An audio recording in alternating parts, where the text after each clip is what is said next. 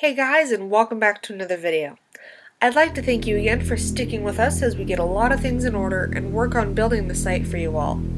If you're new and turning in for the first time, I'm Katie and I'll be covering a bit of the nostalgic factor and reviewing or introducing older games to you guys that may have some fond or scarringly awful memories of as a kid. Tonight, I'll be covering the game called Out of This World that came out in 1992 by Virgin Games and Delphine Software. The name may sound familiar since Virgin Games has made a few other well-known PC platformers, and Delphine is also very popular for a similar title called Flashback.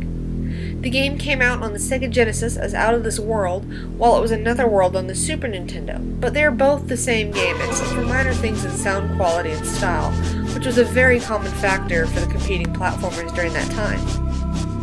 Out of This World became famous amongst a crowd alike for being one of the earlier puzzle cinematic games of its type. Most games had some type of help or guide to tell the player a story or how to even control the movement. While there isn't anything too appealing about the art style today, it was definitely ahead of its time for the systems it was on.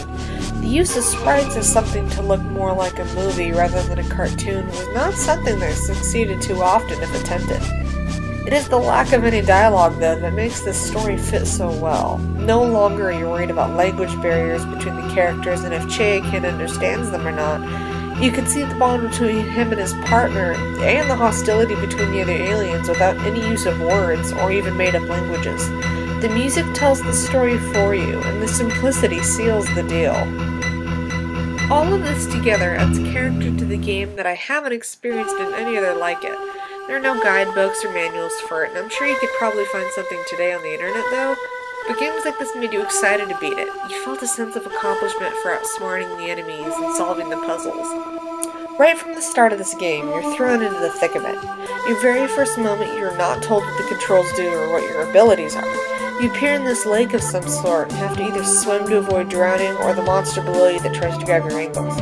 The challenges start small and continue to build the entire game, so it doesn't feel like a sudden bombardment of difficulty. It feels like you're slowly climbing a ladder. If you have the chance, I highly recommend this game. It's addicting and creative in every sense of the word. I'd have to give Out of This World a 9 out of 10.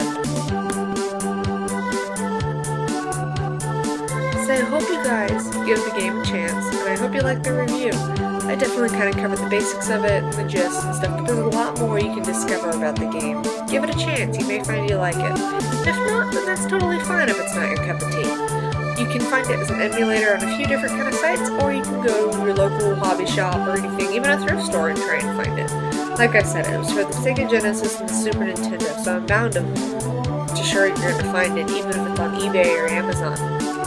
Check out the game, leave a comment in the reviews or anything to see, tell me your thoughts on the game, or even if you'd like to see me review one for next week. Thanks again guys for sticking around, and I hope to hear from you real soon.